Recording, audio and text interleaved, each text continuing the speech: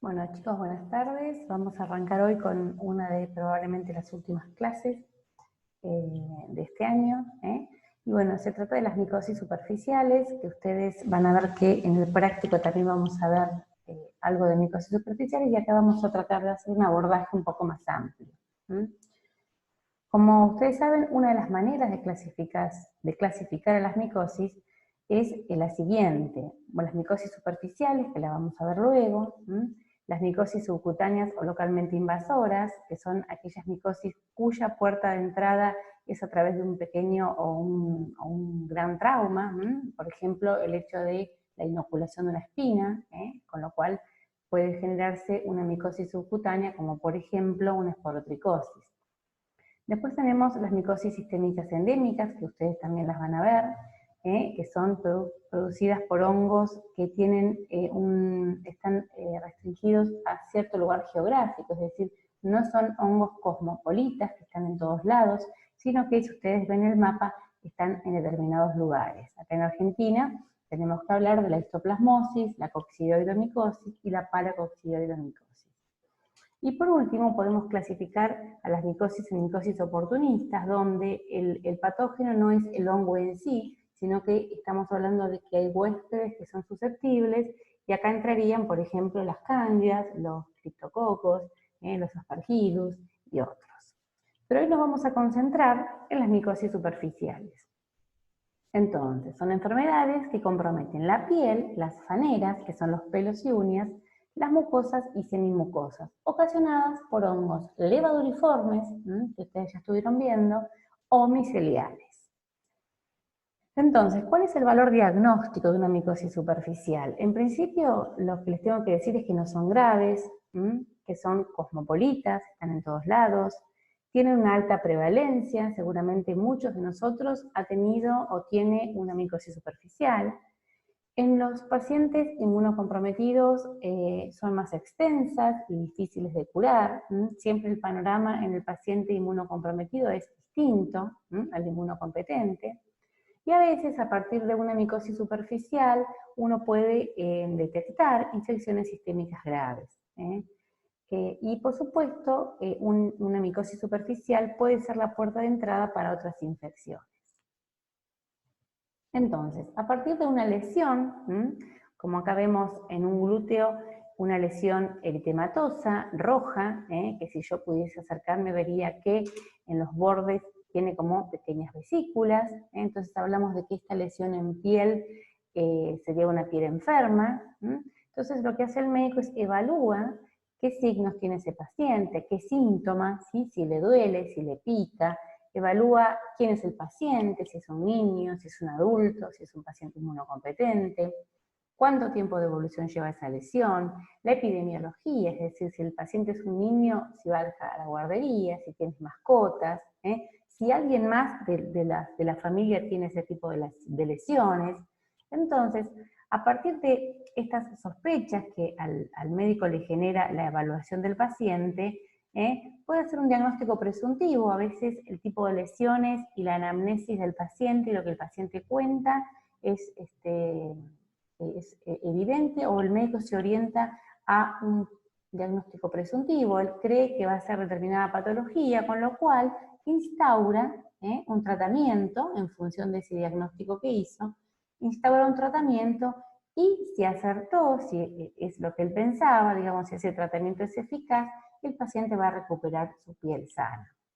Pero a veces lo que hacen los médicos es hacer un diagnóstico diferencial. ¿Qué significa? A partir de este tipo de lesión, el médico sabe que puede tratarse de varias enfermedades. Entonces, ¿qué hace? Pide estudios complementarios. ¿Para qué?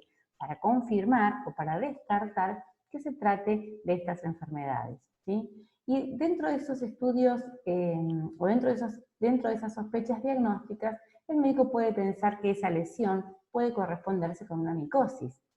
Entonces, ¿qué va a hacer? Y bueno, va a solicitar un examen micológico, y acá es donde entran a jugar ustedes como bioquímicos, que les llega una orden médica, un pedido médico de diagnóstico, estudio micológico de lesión de piel, por ejemplo. A partir de ese examen micológico que ustedes van a realizar, el médico llega a un diagnóstico de certeza. ¿Por qué? Porque se logra aislar el agente biológico. O no, porque a veces uno cuando le llega un paciente con una determinada lesión, uno quiere aislar el hongo, pero a veces son cultivos negativos. Bueno, sepan que tanto un cultivo negativo como un cultivo positivo están contribuyendo al diagnóstico. Están contribuyendo a que el médico pueda hacer un tratamiento y poder hacer que el paciente recupere, en este caso, su piel sana. Entonces, siempre es importante la búsqueda, el pedido del cultivo, del cultivo micológico, en este caso de una piel, puede ser una uña, puede ser un pelo. ¿Por qué? Porque el resultado va a ayudar a poder hacer un diagnóstico preciso, ya sea que el cultivo sea positivo o que el cultivo sea negativo. Un resultado negativo también ayuda, porque no todo es hongos, y el médico se tendrá que poner a pensar qué otra patología puede tener el paciente. Entonces, les van a aparecer en su laboratorio o en su hospital o donde trabajen pacientes con este tipo de lesiones. Acá vemos una lesión ungueal, se llama a las lesiones de las uñas, donde vemos que esta uña ha perdido sus características normales, ¿sí? Está quebradiza, está amarilla, está engrosada. Esta es una lesión en piel, que como ven no es única, sino que son múltiples placas que son rojas, eritematosas, que tienen unas pequeñas vesículas. Aparecen lesiones en cuero cabelludo, como en la de este niño, que es una lesión alopécica, es decir, aparentemente no tiene pelos, pero si nos acercamos vamos a ver que son todos pelos cortitos, como cortados con cortadora de césped. Son pelos debilitados, pelos parasitados que no han podido crecer. Y también hablábamos de que puede ser mucosas, estas micosis superficiales. Acá vemos una lesión en la cavidad oral, donde está lleno de placas blancas. Entonces, los cuadros clínicos, es decir, la manera en que se manifieste los síntomas del paciente, ¿de qué va a depender? Por un lado va a depender del agente etiológico, es decir, del hongo que está provocando esa lesión, ¿sí? Entonces tenemos dos tipos, los hongos antropófilos, es decir, que el reservorio, digamos, el contacto es interhumano, no el reservorio porque no están como microbiota habitual, sino que se contagian de otro hombre o de otro paciente que está infectado. Y cuando el hongo es un hongo antropófilo, las infecciones son crónicas y escasamente inflamatorias, es decir, el hongo que está adaptado a infectar al hombre genera menor respuesta inflamatoria, ¿sí? Y a veces son escasamente, no producen mucho prurito, mucha picazón, o si producen poca. En cambio, los hongos zoófilos y geófilos, es decir, son hongos que parasitan animales o que están en el suelo, provocan infecciones agudas y muy inflamatorias. También el cuadro clínico depende del huésped. Muchos de estas micosis se dan en la infancia, donde todavía no hay una protección hormonal. A veces son pacientes que tienen inmunodeficiencias, sea primarias o adquiridas, obesidad que genera grandes pliegues, enfermedades crónicas como puede ser diabetes, tratamiento prolongado con corticoides, que ustedes saben que también provocan una inmunosupresión, o traumas. Cuando hablamos de traumas hablamos de puerta de entrada. Y también estos hongos se ven favorecidos, estas micosis, con el clima tropical o subtropical, es decir, ambientes cálidos, ambientes húmedos, o sea, hacinamiento, por ahí un nivel socioeconómico bajo, donde conviven muchas personas en un ambiente reducido, donde quizás la higiene no es la óptima.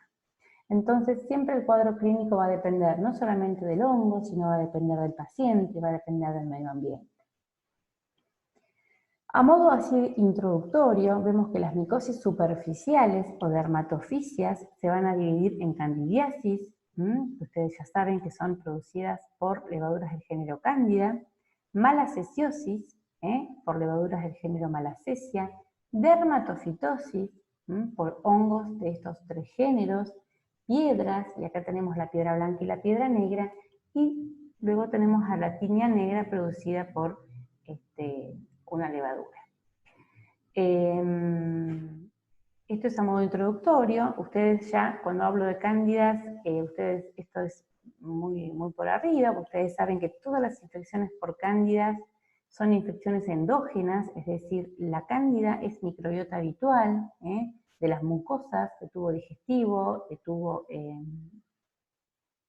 mucosa vaginal, piel, entonces las puedo encontrar en una muestra clínica y no significa que el paciente tenga una infección por cándida, a excepción que el lugar donde yo encuentre la cándida sea un líquido estéril. Ejemplo, si yo encuentro una cándida en la sangre, ustedes ya vieron hemocultivos, por supuesto que yo la tengo que jerarquizar, porque en la sangre no tengo que encontrar nada, la sangre es estéril. Ahora bien, si yo encuentro una cándida en un esputo, yo no voy a decir que el paciente tiene una neumonía por cándida, porque todo el tubo oral puede estar colonizado, la puedo tener cándida como microbiota habitual. Entonces, cuando yo quiero asociar la cándida a una infección, tengo que tener cuidado y tengo que evaluar si ese lugar de donde la encontré es estéril o no. Pero sí sabemos que la cándida es una oportunista, entonces la cándida va a ocasionar enfermedad en huésped que tenga alteración de las defensas. Y ya saben que las cándidas, a excepción de glabrata, hace o presenta pseudohifas. La malacesia, que también la vemos en la práctica. La malacesia es otra levadura que tiene la característica de ser dimórfica. ¿Qué significa? Tenemos una malacesia en fase de levadura, que puede ser globosa, puede ser oval, puede ser cilíndrica, dependiendo de la especie. Y también tenemos una fase filamentosa, que es la parasitaria. Estas son otra característica que tienen, que son levaduras lipofílicas, es decir, necesitan lípidos para crecer. Con lo cual, como a su vez es una levadura que la infección es endógena, es decir, puede estar como microbiota habitual, ¿y dónde va a estar? En lugares grasosos, en lugares donde hay lípidos, como son retroauricular, al costado de la nariz, en la sien, en lugares donde hay ácidos grasos. Esta levadura, estas malacesias, hay 14 especies reconocidas por todos los autores, la mayoría de ellas ha sido aislada en humanos, todas tienen la particularidad de que necesitan lípidos para crecer, menos la última que está acá, que es la paquidermatis. Esta no es lipodependiente. Entonces, ustedes piensen, si la malacesia necesita lípidos para crecer, no va a crecer en los medios habituales de micología, como es el agar saguro. Entonces, la malacesia no se siembra de rutina, porque no crece en los medios de rutina que yo tengo en el laboratorio. Si yo quiero que crezca, le tengo que dar medios con aceite de oliva, con ácidos grasos, con glicerol, como el medio de agar-Dixon modificado. Ahora, si me crece una malacesia, la única que puede ser es una paquidermatis, si me crece en el saguro, porque es la única que no requiere lípidos. Las que están subrayadas son las que se aíslan con más frecuencia. Como les decía, para el diagnóstico en el laboratorio de rutina basta la observación directa, ahora vamos a ver en la próxima diapo, pero si ustedes quisieran hacer investigación, por supuesto que dándole los medios adecuados pueden hacer que malacesia crezca. Y a su vez pueden hacer pruebas bioquímicas. Se hace la catalasa, se hace la utilización de ácidos grasos, el crecimiento de distintas concentraciones de Twin, que es un tensoactivo, y el sello definitivo lo da la secuenciación genómica o la espectrometría de masas con un equipo llamado Maldito. No se realiza de rutina la búsqueda de la especie de malacesia. Como les dije, excepto paquidermatis, no crecen en saguro. Cuando crecen, cuando yo les doy estos medios, como la agar-Dixon, crecen como cualquier levadura. Una colonia que es cremosa, que es brillosa, que es húmeda. Acá tenemos la formulita del medio de Dixon. Fíjense que lleva agar saguro, pero lleva también Twin 80, aceite de oliva, vitamina A. ¿Cómo hago entonces en el laboratorio? Bueno, primero les tengo que contar que malacesia, esta levadura endógena, hay varias formas clínicas o cuadros asociados a malacesia. Tenemos la dermatitis seborreica, la dermatitis atópica, la foliculitis, la pustulosis neonatal. Pero hay dos formas clínicas que son aceptadas por todos los autores, porque las otras son discutidas o son multifactoriales. Una es la fungenia. Ustedes ya tienen que saber que fungenia es hongo en la sangre. Entonces, hay diferentes pacientes, determinados pacientes que hacen fungemias por malacesias. ¿Y qué pacientes son? Aquellos que tienen nutrición parenteral, que se nutren de manera parenteral con alimentos ricos en lípidos. Entonces esta malacesia, de manera oportunista, pasa de la piel, coloniza el catéter, porque también forman biofilms, y pasa a la sangre. Son infecciones que son poco frecuentes, pero cuando pasan son graves. Y bueno, ¿y qué tipo de pacientes están con alimentación parenteral que no pueden comer? Bueno, los neonatos, son pacientes chiquitos prematuros, de neo, o gente bueno, añosa, gente mayor. Bueno, pero la fungenia no es motivo, por supuesto, de esta teoría, porque es una micosis sistémica, es el hongo en la sangre, pero sí les voy a hablar de la pityriasis versicolor, que es la que también vemos en el práctico.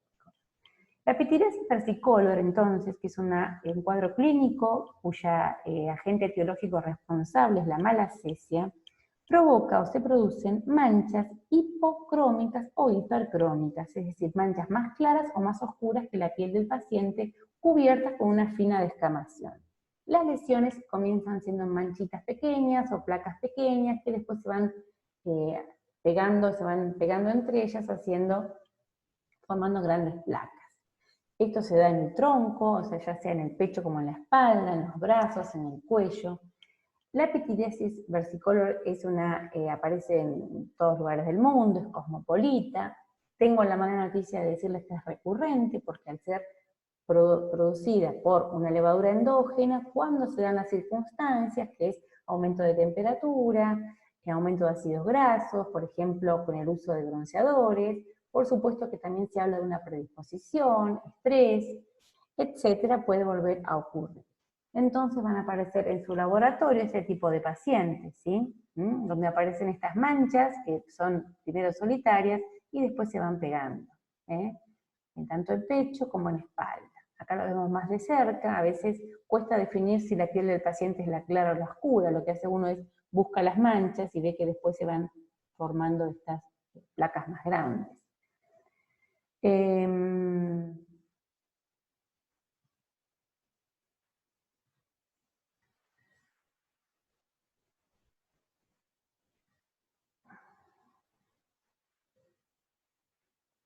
Bueno,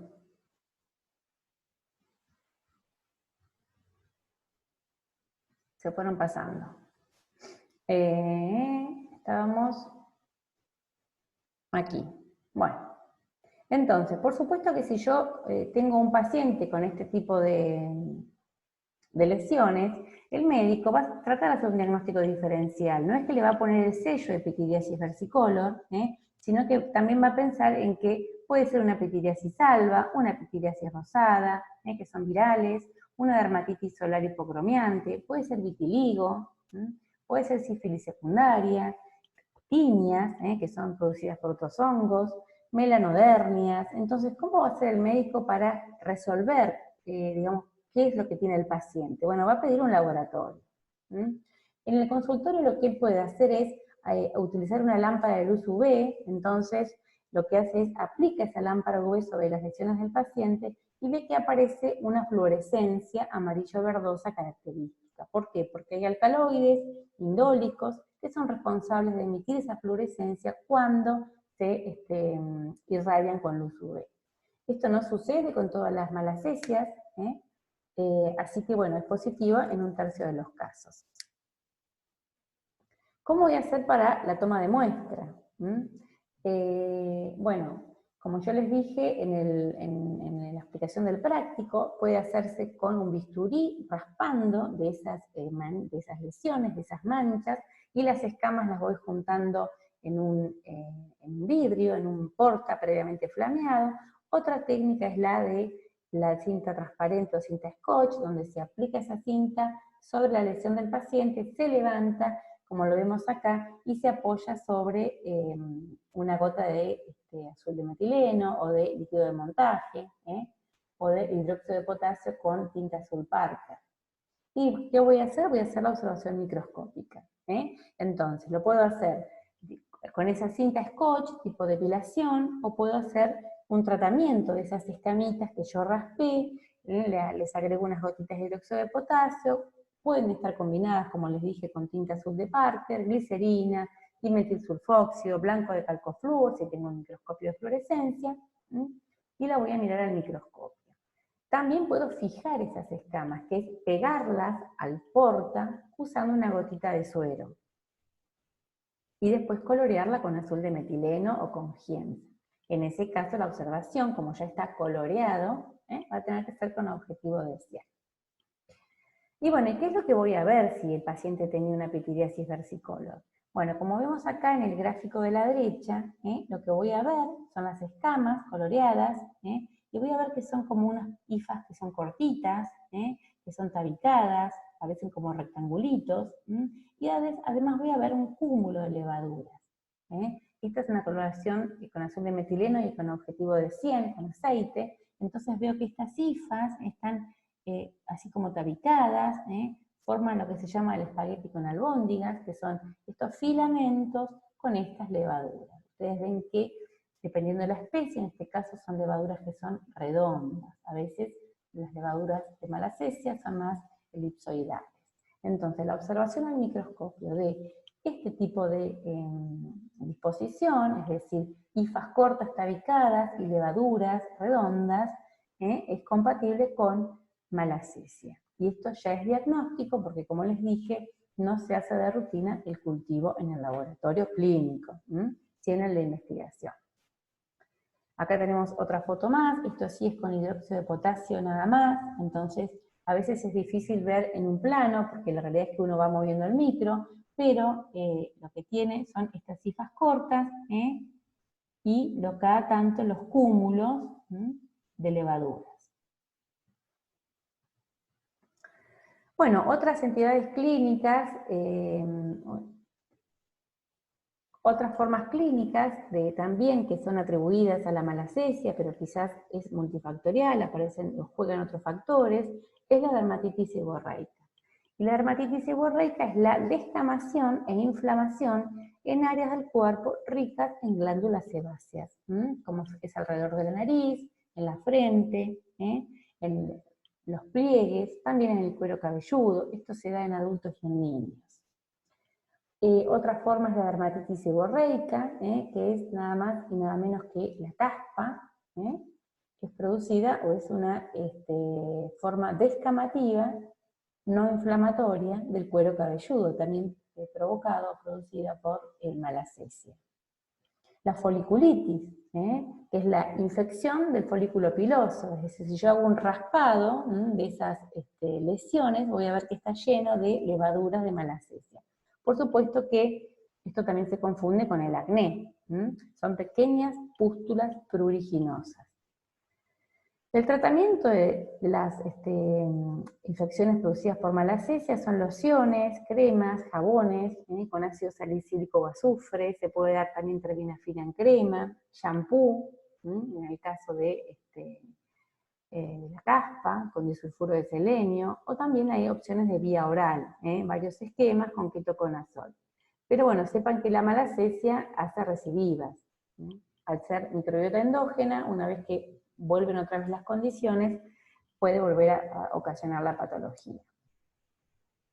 Bueno, en el grupo de las dermatofitosis, bueno, como vimos en la práctica, son infecciones de piel, pelos y uñas producidas por un grupo de hongos queratinofílicos, es decir, son hongos que han adquirido la capacidad de degradar la queratina, y son los dermatofitos.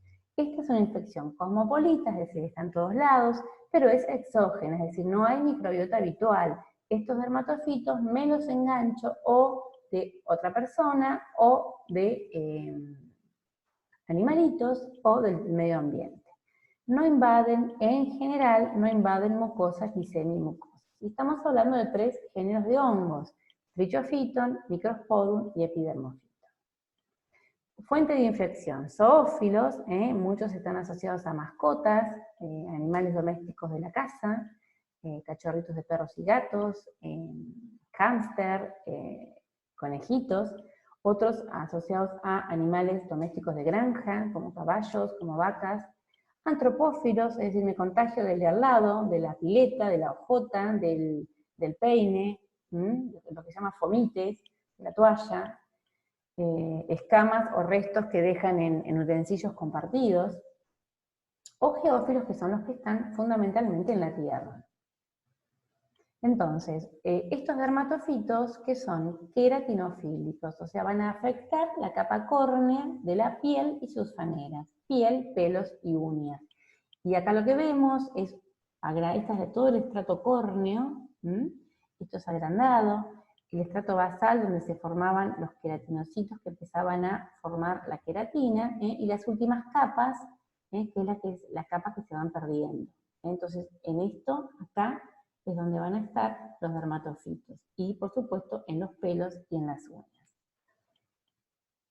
Entonces, ¿cómo se contagia? Bueno, por supuesto que tiene que haber exposición, tenemos que estar expuestas a las esporas o los conillos de estos hongos, y a su vez hay factores predisponentes, ¿sí? Como son la humedad, como son el hacinamiento, el calzado cerrado, el calzado de plástico. Habíamos hablado de que para ciertos dermatofitos también la infancia.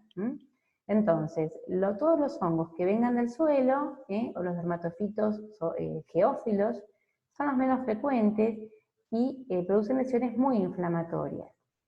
Y las de los animales, bueno, como dijimos, a partir de mascotas, animales de granja, también son inflamatorias, son agudas, de rápida evolución, frecuentes en la infancia. En cambio, las del contacto interhumano, a través de fomites o a través del mismo contacto humano, son crónicas y poco inflamatorias. Habíamos dicho que estos hongos estaban más evolucionados de alguna manera para afectar el hombre, de tal manera que lograban permanecer con una infección crónica y con poco sintomatología, es decir, produce mucho más prurito, mucho más clínica, un hongo que proviene del suelo o de los animales. Y bueno, acá se los presento. Acá habíamos hablado de los 3 géneros, antropófilos, zoófilos y geófilos. Y bueno, ¿de dónde vienen? Los más comunes o los más frecuentes es el rubrum, el tonsurans, dentro de los antropófilos, el Mentagrofites y el canis dentro de los zoófilos, y el gypsum dentro del geófilo. Y el Epidermophyto flocosum, que es el único, es el humano. ¿Qué aspectos clínicos? Bueno, los dermatofitos producen lo que se llaman las tiñas, que ustedes habrán escuchado en algún momento, o tineas. Este nombre viene de la antigüedad, porque ya desde la antigüedad la historia ya documenta que había tiñas, y el nombre tinea significa apolillado, que en realidad tiene que ver con el aspecto clínico que tenía la tinea capitis. Entonces tenemos, antes creían que estas tiñas eran provocadas por gusanos o por insectos. Entonces tenemos la tiña de la cabeza o tiña capitis, la tiña de la barba y bigote o tiña barbae, la tiña del cuerpo o tiña corporis, la de la ingle o cruris, la de los pies o tiña pedis, la de las manos o tiña manus, y la de las uñas o tiña ungium, o conocidas como onychomicosis. Entonces, la tiña de la cabeza básicamente es la parasitación del pelo, de la piel cabelluda y de los anexos, que son las cejas y las pestañas. La tiña de la cabeza o la tiña capitis es casi exclusiva de niños, se da en un 97% en niños. En adultos solo muy poquitos casos, en pacientes con desórdenes hormonales o con inmunodeficiencias o inmunosupresiones graves. Después, con la pubertad, se inhibe el crecimiento de estos dermatofitos en cuero cabelludo. El más frecuente, hay 2 tipos de tiñas de cabeza. Una es la tiña microspórica, producida principalmente por Microsporum canis, que se presenta una sola placa en general, pseudoalopésica. ¿Por qué pseudo? A uno le dice alopésica, pero en realidad es pseudoalopésica porque en el interior de esta placa blanca hay unos pequeños pelitos cortos al ras, de 4 a 5 milímetros, que son pelos cortos que se rompen cuando salen a la superficie porque son pelos parasitados. Es transmitida por cachorritos, por perros y por gatos. Después tenemos la tiña tricofítica, como ven acá, donde coexisten pelos sanos con pelos enfermos, entonces aparecen varias placas pequeñas, escamosas, no delimitadas, como dije, se entremezclan pelos sanos con pelos enfermos, y si acerco un poco el foco veo que hay pelos cortos, envainados, que aparecen como puntos negros, y esto se llama signo del escopetazo o de granos de pólvora. Por supuesto que si yo veo esta lesión o esta lesión, el médico va a suponer que se trata de una tinea capitis, pero tiene que hacer un diagnóstico diferencial con otras patologías como las que están allí mencionadas: alopecia, dermatitis seborreica, psoriasis, sífilis secundaria, lupus, impétigo.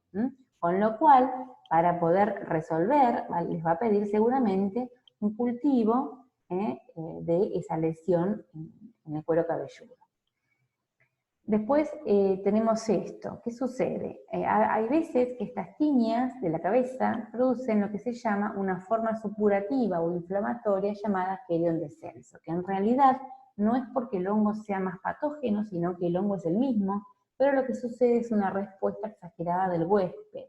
Entonces se producen estas lesiones costrosas, tipo de bordes definidos, una lesión tipo tumoral, cubierta de pústulas y costras melicéricas de color miel, de las que drena pus. Esto se da el signo del panal de abejas o de la espumadera, porque si yo esta lesión la aprieto, por todos esos agujeritos donde estaba el folículo piloso va a salir pus.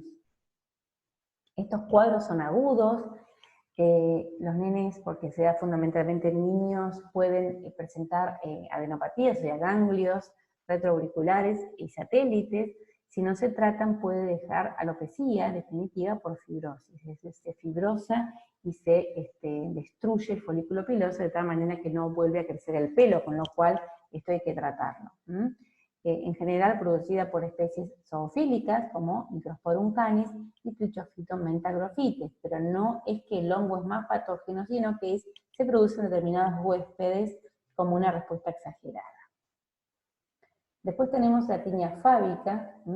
Esta tiña es producida por un hongo antropófilo llamado Trichophyton schönleini. A veces se dan microepidemias en familias. Esto, si no se cura, deja alopecia cicatrizal. Se producen estas cazoletas fábicas, estas costras que están llenas de hifas, estas costras melicéricas de color miel con olor a ratón mojado, epidemias en lugares cerrados, marcador de pobreza y hacinamiento. Y la tiña de la barba, es decir, en la barba, al tener pelos, también se puede producir una tiña. A veces son hongos zoófilos, y bueno, Trichophyton verrucosum está en el ganado bovino, en la época donde en la foto que yo les mostré, había un hombre que estaba ordeñando, y el ordeñe muchas veces lleva un proceso de tiempo, lleva bastantes minutos, y lo que hacían, se apoyaban sobre la vaca, apoyaban la cara. Bueno, el Trichophyton verrucosum es zoófilo, y produce micosis en ganado bovino, y bueno, se puede de alguna manera transmitir al hombre y producir también la tiña de la barba, que también tenemos el querión de la barba cuando esta respuesta es exagerada. Lo mismo, el médico ve este tipo de lesiones, analiza al paciente, le pregunta dónde trabaja, qué realiza, puede hacer un diagnóstico diferencial, para lo cual, para llegar al diagnóstico de certeza, deberá pedir un cultivo de esas lesiones. Tiene que hacer un diagnóstico diferencial con la foliculitis bacteriana, con la psicosis de la barba, herpes, impétigo, sífilis secundaria, acné pustuloso. Tiña del cuerpo. Bueno, la tiña del cuerpo se produce en estas placas, afecta a la piel lampiña, piel que no tiene pelos, en tronco, en extremidades, en rostro, como generalmente son producidas por hongos zoófilos, que van a estar en lugares donde uno abraza a la mascota. Se producen estas placas circulares, erítemo, escamosas, pruriginosas, pican, tienen tendencia a la curación central, Muchas veces el paciente tiene una tiña de la uña, tiene una onicomicosis, y de tocarse los pies y llevarse a la cara, puede pasar que esta tiña del cuerpo sea secundaria a una tiña en la uña, o sea que tenga además una tiña de los pies, producida por Trichophyton rubrum, Microsporum canis, de los más frecuentes. Lo mismo, el médico deberá hacer un diagnóstico diferencial con las siguientes patologías, pityriasis rosada, eczemas, psoriasis, dermatitis por contacto y pityriasis versicolor, que es la malacese que ya vimos.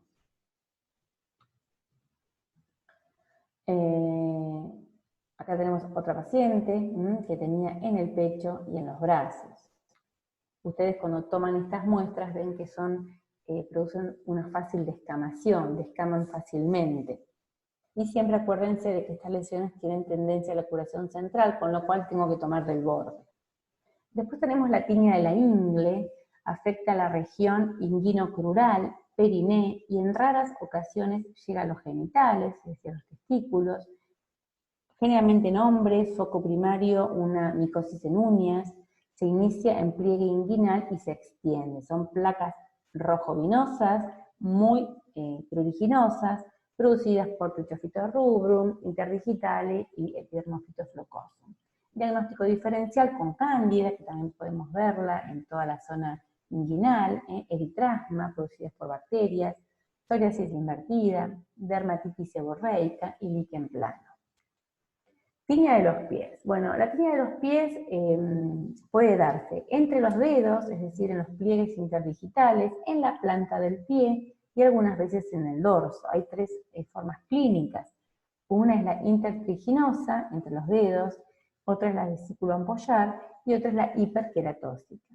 Se da en adultos, estamos hablando generalmente de pacientes que usan calzado cerrado, deportistas, militares, chicos que usan borcegos o zapatos de plástico, producida por generalmente Trichophyton, género Trichophyton o epidermophytos flocosum.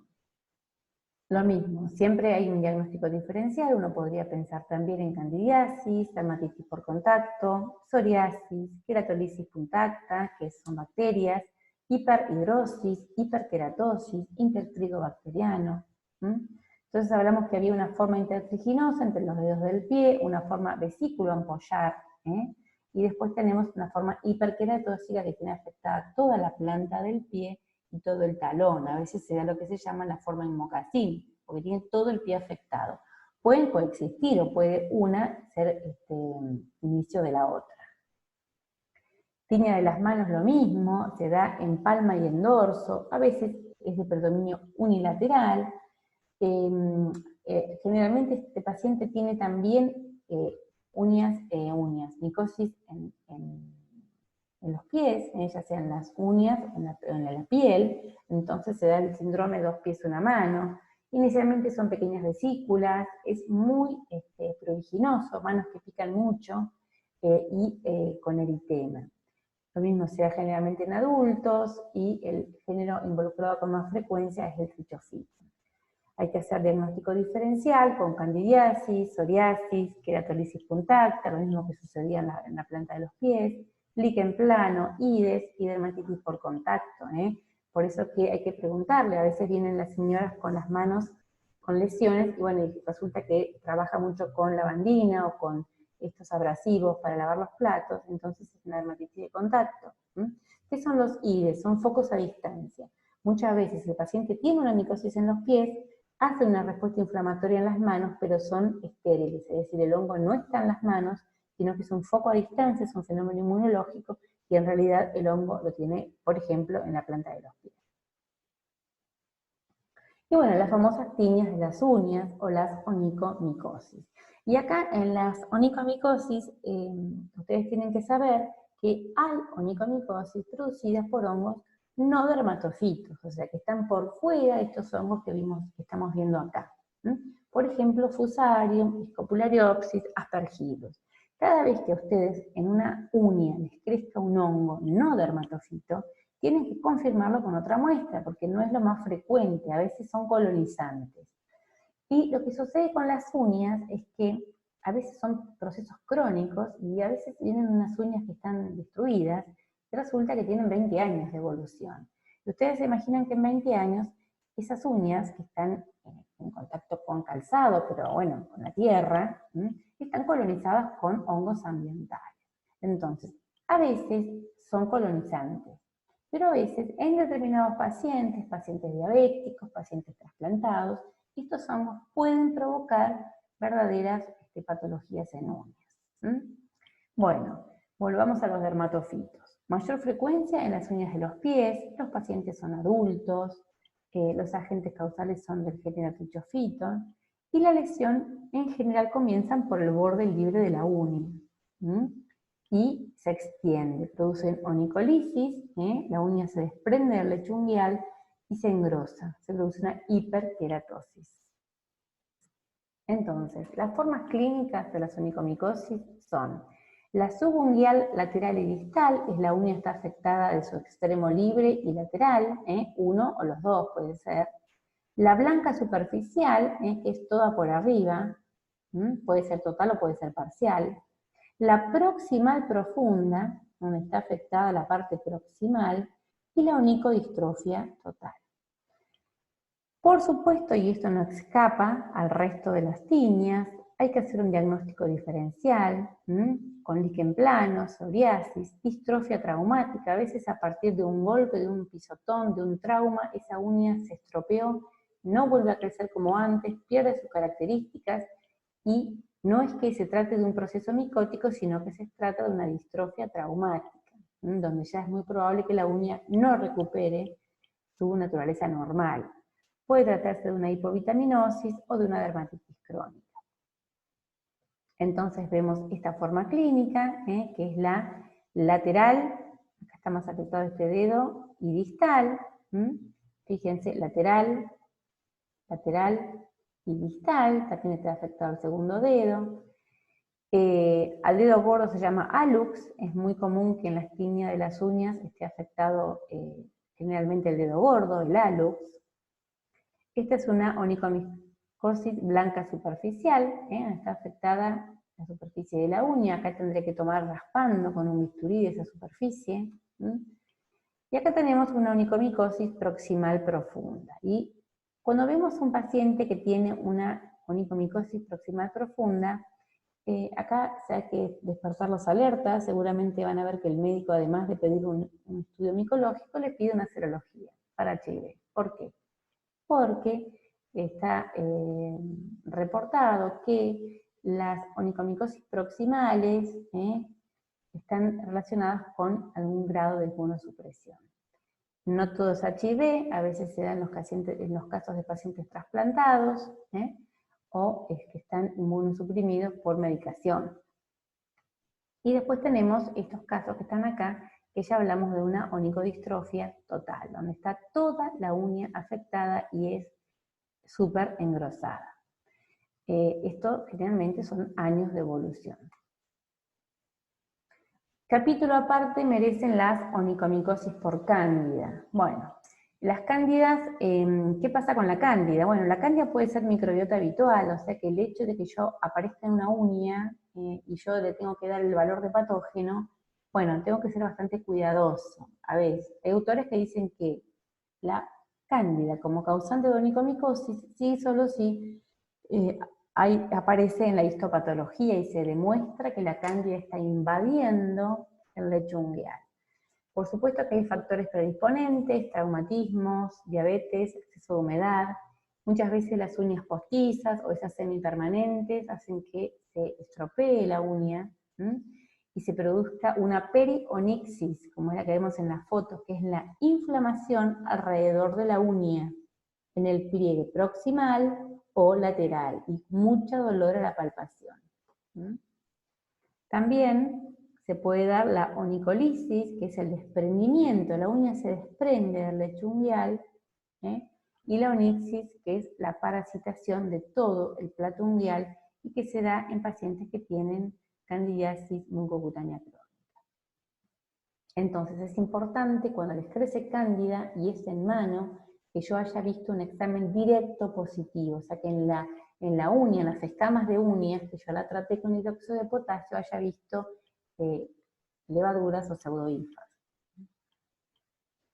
Bueno, ¿y cuál es el tratamiento? ¿Tiene tratamiento? Sí, en general, casi el tratamiento para los 3 dermatofitos, los 3 géneros es más o menos el mismo.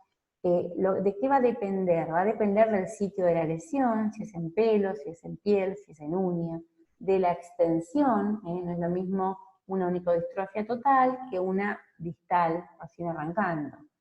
De la profundidad, hay 2 tipos de terapia, tópica y sistémica. Tópica, que es algo local, que se da en forma de shampoo, o de cremas, o de latas, y las sistémicas que se dan vía oral. Por supuesto que todos los sistémicos se metabolizan en hígado, entonces ustedes van a ver que el médico les pide, si alguna vez tuvieron una micosis, un hepatograma. Un hepatograma de inicio y un hepatograma al mes o a los 20 días, porque generalmente son 40 a 60 días de tratamiento vía oral, dependiendo la extensión de la lesión.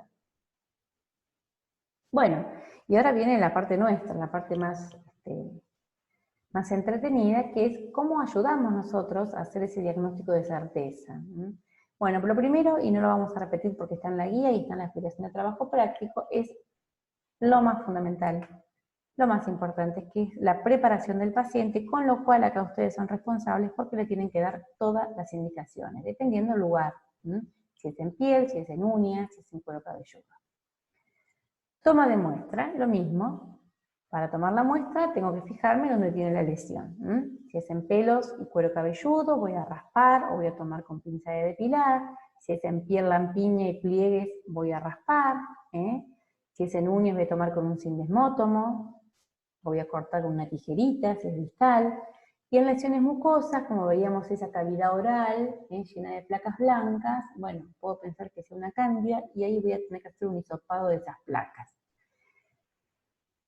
O sea, 1, preparación del paciente, responsabilidad del bioquímico. 2, toma de muestra, una buena toma de muestra, responsabilidad del bioquímico. 3, observación directa. ¿Qué es la observación directa? Es la observación de esas escamas, de esos pelos, entre porta y cubre al microscopio.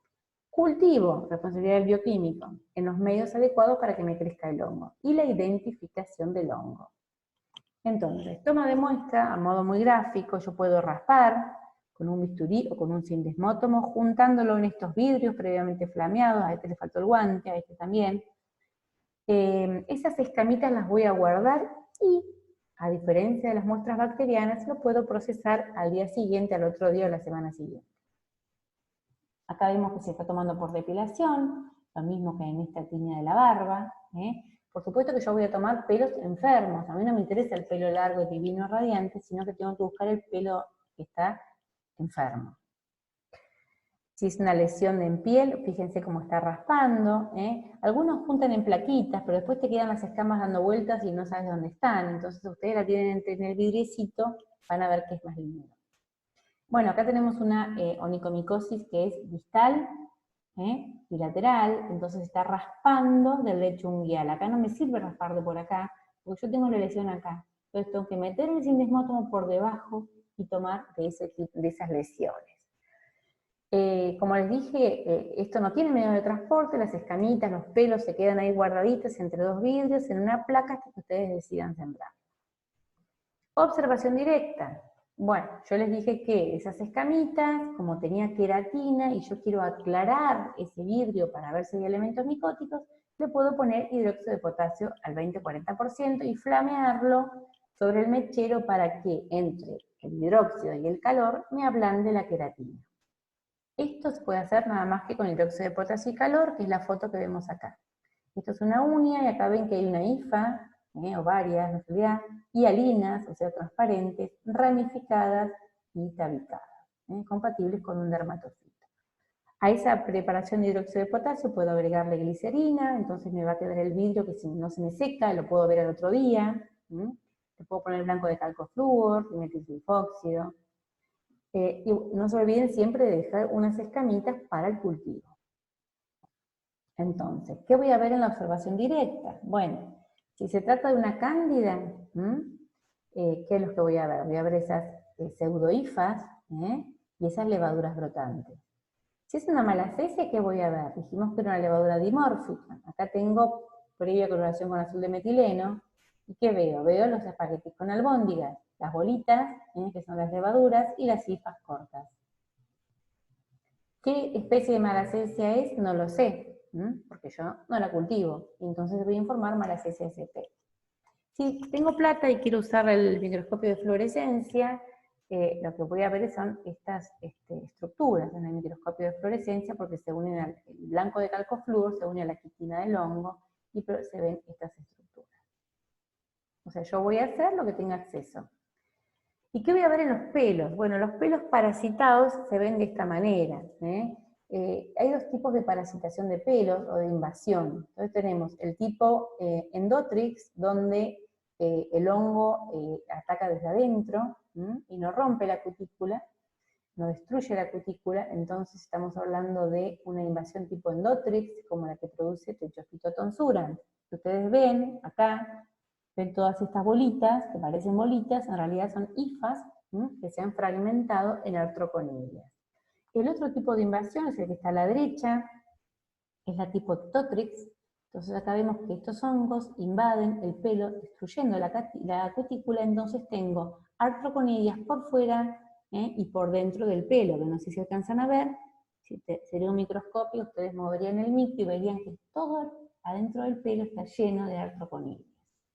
Y después tenemos el pelo fábico, esta que dejaba alopecias residuales, que era marcador de pobreza, y donde se ven directamente las hifas adentro del pelo de Trichophytos schwenleii. Bueno, cultivo. ¿Se puede cultivar en placa? Sí. ¿Se puede cultivar en tubo? Sí. ¿Por qué elijo el tubo y no la placa? Porque el tubo tiene una menor contaminación, una menor superficie de exposición al ambiente, y evito que se me crezcan hongos ambientales, pero además el tubo se me seca menos. Ustedes piensen que lo voy a incubar 20-30 días. ¿Qué medios voy a usar? Bueno, el agar saburoba de cabeza, porque es la Biblia para los micólogos. Además le voy a poner un medio más rico como el agar lacrimel, o puedo usar un agar papa. Si tengo un poco más de dinero, usaré un medio que tenga cicloheximida, como el agar saburoma cicloheximida, que es un medio comercial que se llama Micocel. ¿Por qué me interesa la cicloheximida? Porque me inhibe los ambientales, los aspergillus, todo lo que puede estar colonizando esa uña. Ojo, nunca voy a sembrar un medio con cicloheximida solamente. ¿Por qué? Porque hay hongos ambientales que también le producen onicomicosis. Entonces, el medio con cicloheximida tiene que ir acompañando el medio común del agar saburo. ¿Sí? Y además puedo usar otros medios, como por ejemplo el DTM, Dermatophyto medium test, que es un medio que es selectivo porque tiene antibióticos de cicloheximida y además tiene rojo de fenol. Los dermatofitos usan la peptona, alcalinizan el medio y me lo pasan a color rojo.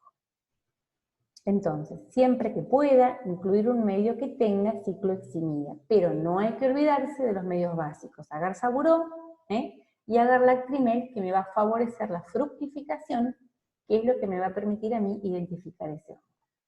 ¿A qué temperatura voy a incubar? A 25-28 grados, excepto si sospecho una infección por verrucosum. ¿Se acuerdan? Verrucosum es el que era zoófilo, estaba en el ganado bovino y produce, por ejemplo, la tiña de la barba.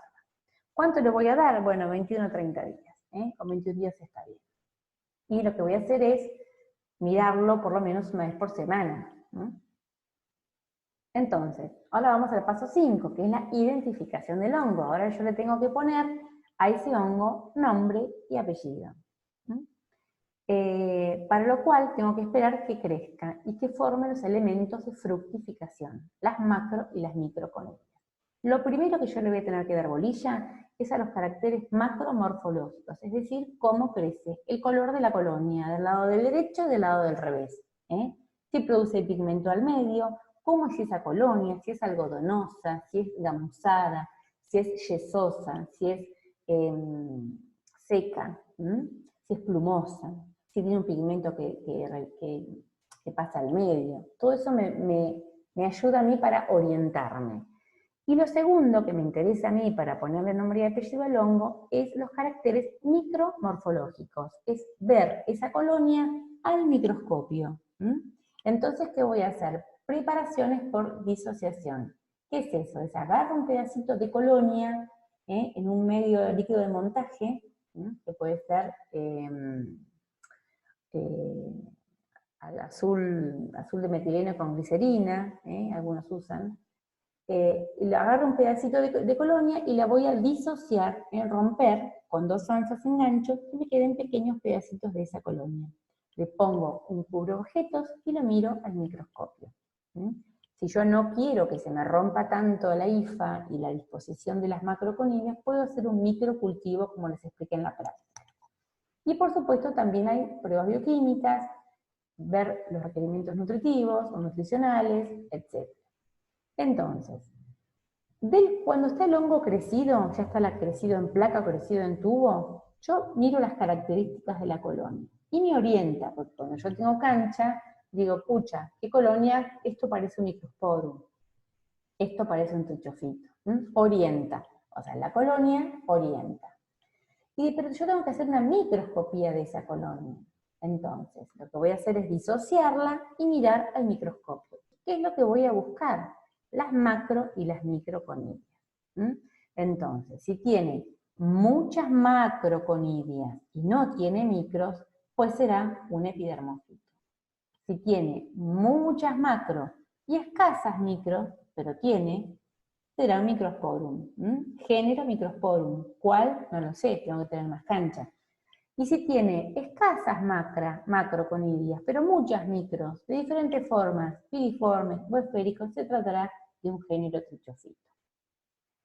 Entonces, ejemplo, acá vemos la colonia del Epidermophytos flocosum, que es color canela. Este ya es un cultivo medio viejorro, fíjense que crece medio radiado, como enraizado al agar. Cuando yo hago una disociación, con azul de lactofenol, o azul de metileno con glicerina, veo que tiene estos manojos así de macroconidias, tipo en raquetas, o de a dos, o de a varias, y no tiene microconidias, entonces es un epidermofito flocosum. A este le puedo poner especie, porque es el único antropófilo. Cuando yo, por ejemplo, veo esta colonia, veo que es plumosa, que se pega al vidrio, que además produce un pigmento al medio, un pigmento amarillo, es una colonia blanca, y veo que tiene muchas macroconidias fusiformes, con divisiones, y que veo que tiene poquitas micro. Bueno, este es un Microsporum canis. Cuando yo veo esta colonia que es tipo yeso, tipo seca, y cuando lo miro al microscopio veo que tiene, esto es una disociación, veo que tiene muchas microconidias piriformes, ovales, o esféricas, perdón, y tiene unas macroconidias tipo cigarros. Y además veo que tiene unas hifas espiraladas. Este es un Trichophyton mentagrophytes. Acá tenemos un Tonsurans, entonces van a ver que esto es una Agarlactrimel que a veces produce pigmento, el Agar saburo tarda más en producir el pigmento, pero son colonias amarillas, tipo gamuza, con centro blanco, que tardan en crecer. Cuando yo hago una disociación veo que tiene unas pocas macro, tipo dedo de guante, tiene unas clamidoconidias intercalares, y tiene estos tipo arbolitos, estas microconidias que son piriformes, pero también son esféricas. Tenemos que son Trichophytos tonsurans. Aunque yo no sepa la especie, porque tengo poca experiencia, pero veo que tiene pocas macro y muchísimas microconidias. Entonces sé que por lo menos llego a Trichophyton. Cuando hacíamos los prácticos, les mostrábamos disociaciones y le pedíamos que ustedes llegaran a nivel de género. Entonces ustedes ven algo así, ven que tiene muchas microconidias y pocas macro, y bueno, es un Trichophyton. ¿Cuál? Bueno, cuando tengan más experiencia lo podrán saber. Este es un rubrum, tiene la particularidad del rubrum de que pigmenta de un color vinoso al medio, y entonces tiene pocas macros, que de hecho acá no se ve ninguna, y tiene estas micros que están a cada lado de la hifa, tipo lagrimitas. Este es un Trichophyton rubrum. Después hay otros trichofitos menos frecuentes, el verrucosum, el crece 37, que tiene la particularidad de la hifa tiene como si fuese una víbora de cascabel, estos clamidoconidios intercalares, que están pegaditos uno al lado del otro, y los candelabros fábicos del Trichophyton John Lane. Bueno, hasta acá con los dermatofitos. Entonces, yo lo que quiero que les quede claro es que ustedes, estos elementos de fructificación, ¿a qué llamo elementos de fructificación? A las micro y a las macroconidias, ¿sí? Las micro y las macroconidias, estos nunca, es muy raro que lo vean de una muestra clínica. Esto no lo van a ver en un pelo, no lo van a ver en una uña. Esto se busca a partir de un cultivo. Y es lo que me permite a mí identificar al hongo a nivel de género, y si soy más experto, a nivel de especie. Bueno, hasta acá entonces con los dermatofitos. Después tenemos, y ahora esto ya es a modo de informativo, porque esto va a ser más corto, tenemos las tiñas negras. Las tiñas negras son causadas por hongos levaduriformes y dematiáceos, son hongos que tienen color, llamada Ortaea wernicki, antes se llamaba Exophiala wernicki. También se llama tiña negra palmar, keratomicosis nigrans, pityriasis nigrans o pseudofomicosis superficial. Se aísla con mayor frecuencia en áreas tropicales, donde hace calor, en América Central y Sudamérica. Son infecciones asintomáticas y de curso crónico, y básicamente se caracteriza por la formación de una mancha o de manchas, generalmente son únicas, pero pueden haber más de una, hiperpigmentadas, bien delimitadas, de color café oscuro, generalmente en las palmas de la mano y en la planta de los pies. Y este hongo negro es una levadura, pero es polimórfica, crece como levadura y después se transforma en moho. Esta levadura tiene la particularidad de crecer a altas concentraciones de sal, con lo cual a veces la gente la pesca, por ejemplo, corriendo por la playa. Aparecen estas manchas negras, ¿sí?, en planta de los pies o en las manos. Se trata de un hongo negro, como dijimos, que al principio crece como levadura, una levadura que es tipo terciopelo. Cuando yo hago una disociación veo que son estas levaduras que son de color, que son tabicadas. Si yo a este hongo, que crece fácilmente en Saburó, lo dejo más tiempo, pasa a su forma filamentosa, entonces vemos que este es un cultivo más viejo, donde tiene las levaduras tabicadas y las hifas. Por supuesto que volvemos a lo de siempre, el médico tendrá que hacer un diagnóstico diferencial con otras patologías, por ejemplo, melanoma, lo cual, bueno, por supuesto, que tengo un hongo es una buena noticia antes de tener un melanoma. Pigmentación por metales, como por ejemplo el nitrato de plata, eritema pigmentado fijo y líquen plano palmar. También tenemos las piedras, piedra blanca y piedra negra. La piedra blanca es una micosis también causada por hongos levaduriformes del género Trichosporum, otra levadura.